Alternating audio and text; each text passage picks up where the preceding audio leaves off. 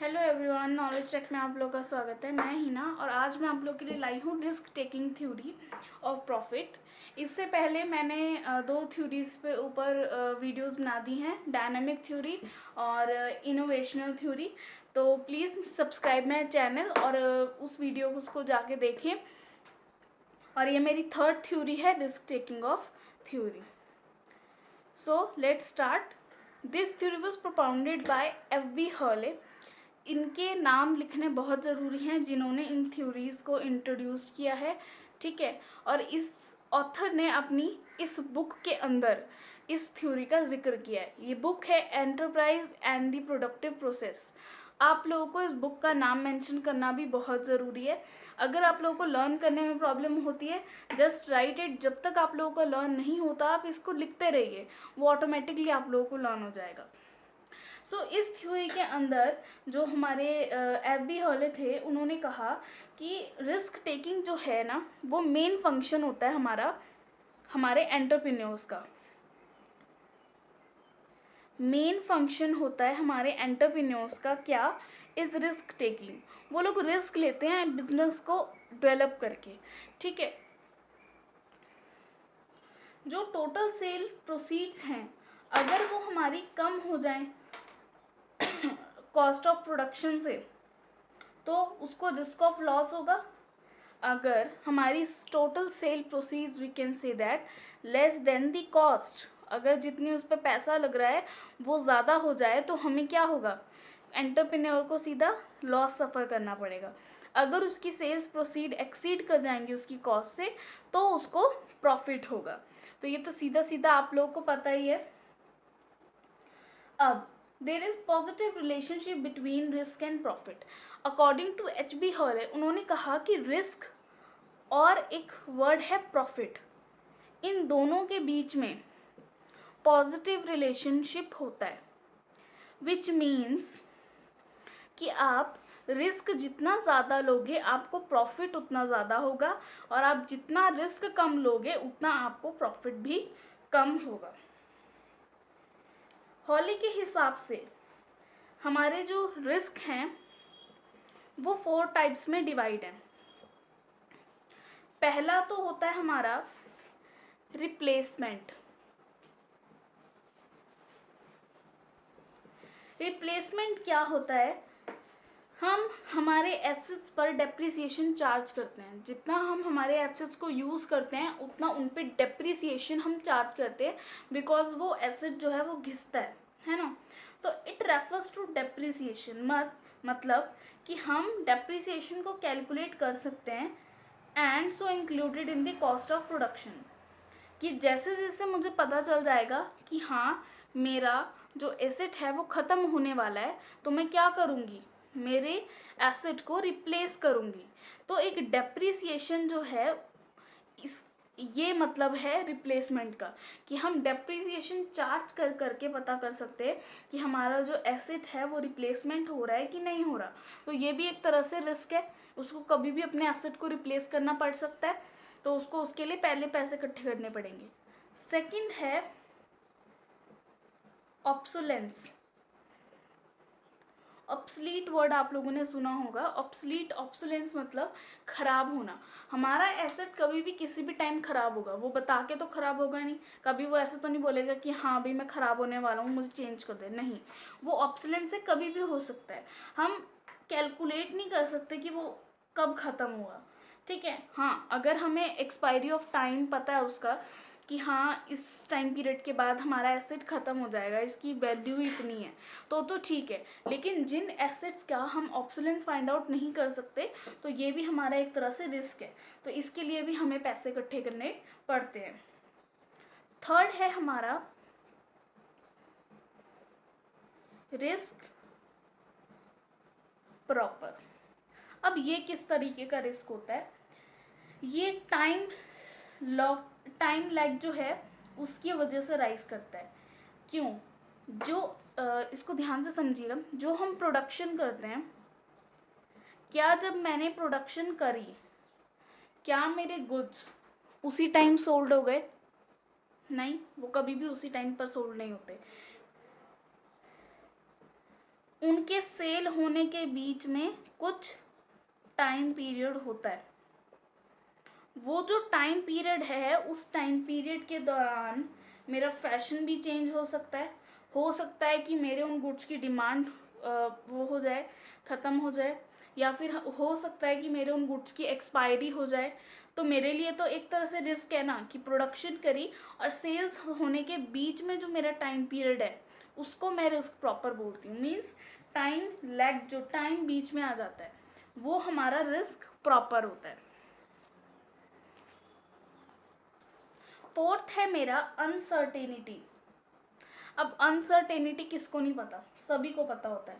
Means future is uncertain, future जो है वो अनसर्टेन है। आप लोगों को कुछ नहीं पता कब क्या हो जाए। हो सकता है कि आप जिस चीज़ की प्रोडक्शन कर रहे हो वो चीज़ टाइम के फैशन के साथ बदल जाए, है ना। तो फ्यूचर अनसर्टेनिटी विच इज़ अनफोर्सीनेबल, वो भी एक तरीके का आपका रिस्क होता है। तो एच.बी. हॉले ने रिस्क को इन 4 पार्ट्स में डिवाइड कर दिया था। तो ये उसकी ओवरऑल थ्योरी थी। अब ऑब्वियसली थ्योरी है तो उसके कुछ क्रिटिसिज्म भी हुए होंगे। तो लेट्स स्टार्ट। क्रिटिसिज्म क्या थे? लेट्स स्टार्ट द क्रिटिसिज्म कि रिस्क थ्योरी को किस तरीके से क्रिटिसाइज किया गया। तो सबसे पहला पॉइंट, जिस पॉइंट पर उसको क्रिटिसाइज किया गया था, वो है reward for reducing risk. First, reward for reducing risk. अब इसका क्या मतलब है?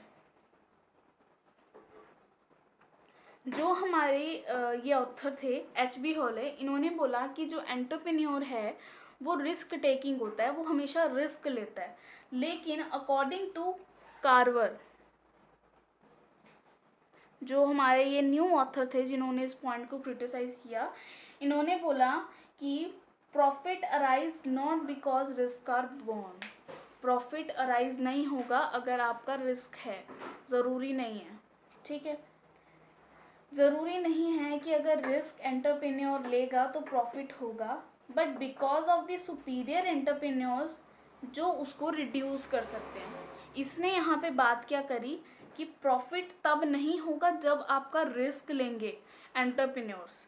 वो ये बोल रहा है कि हो सकता है कि प्रॉफिट तब अराइज हो जाए अगर आपके एंटरप्रेन्योर्स जो हैं वो एबल हैं आपके रिस्क को रिड्यूस करने की, ठीक है। उसने यहाँ पे रिस्क को कम करने की बात करी है।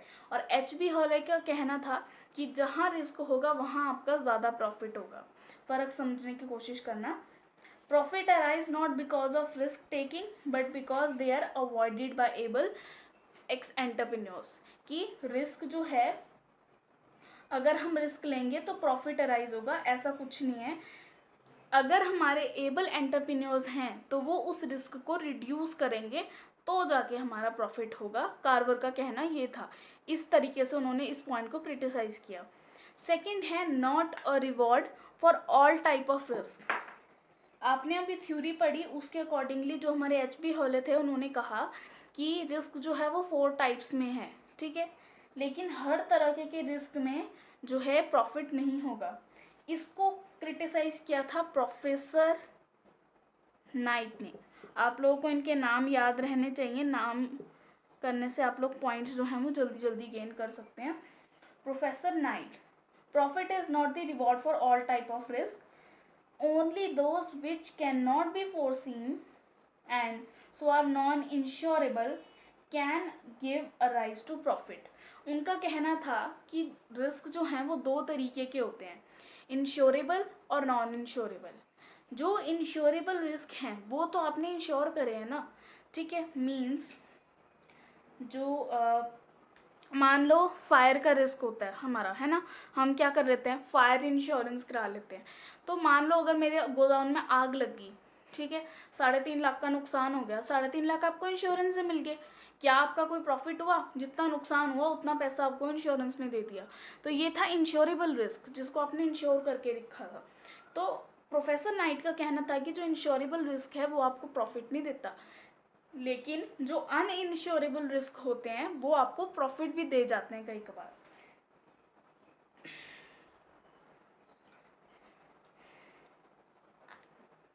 नेक्स्ट है हमारा नैरो थ्योरी। अब ये थ्योरी जो है वो नैरो कही गई। इट मीन्स कि प्रॉफिट जो है वो सिर्फ रिस्क टेकिंग के लिए ही रिवॉर्ड नहीं होता। इसने एच बी हॉले ने बोला कि रिस्क टेकिंग है तभी जो है प्रॉफिट अराइज हो रहा है, तो ये बात गलत बोली। क्यों? प्रॉफिट जो है वो ऑर्गेनाइजेशनल एबिलिटी के हिसाब से भी तो हो सकता है। क्या पता हो सकता है कि जो उसके एंटरप्रेन्योर हैं या फिर आप बोलो जो आपके उसके एम्प्लॉयज़ हैं वो अच्छे से वर्किंग करते हो, उनकी एबिलिटी अच्छी हो सकता है उनकी एबिलिटी की वजह से प्रॉफिट हो, है ना। तो ज़रूरी नहीं है कि रिस्क टेकिंग की वजह से ही हो सकता है और इस ऑर्गेनाइजेशनल एबिलिटी की वजह से भी प्रॉफिट्स हो सकते हैं। तो इसने सिर्फ एक फैक्टर को कंसिडरेशन में लिया है, क्या? Risk taking. जो अदर फैक्टर्स हैं, we can say that land हो गया, लेबर हो गया, कैपिटल हो गई, एंटरप्रेन्योर, इन चारों लेबर्स को इसने इग्नोर करा है। इसने सिर्फ रिस्क फैक्टर लिया है, तो इस वजह से ये नैरो थ्योरी मानी जाती है। फोर्थ पॉइंट है no positive relationship between risk and profit. F B. Hawley ने बोला कि जितना ज़्यादा आप रिस्क लोगे आपको उतना प्रॉफिट मिलेगा और जितना कम रिस्क लोगे उतना कम प्रॉफिट मिलेगा। लेकिन इस पॉइंट को क्रिटिसाइज कर दिया। क्या बोला गया कि ज़रूरी नहीं है, इट इज़ नॉट नेसेसरी कि आप लोगों को रिस्क ज़्यादा लेने पे प्रॉफिट हो सकता है कि आप लोगों को वो जो रिस्क आपने ज़्यादा लिया है वो लॉस में भी कन्वर्ट हो जाए। आप अपनी रेगुलर लाइफ में भी देखते हो कि कोई कबार आप रिस्क लेके किसी काम को करते हो तो आपको फ़ायदा भी हो जाता है, लेकिन मोस्ट ऑफ द केसेस में लॉस हो जाता है। तो ज़रूरी नहीं है कि higher the risk will be the higher profit, it also be convert into the loss. So these are the criticisms of risk taking theory। और यहाँ पे ये थ्योरी हमारी ख़त्म होती है। Hope you liked it.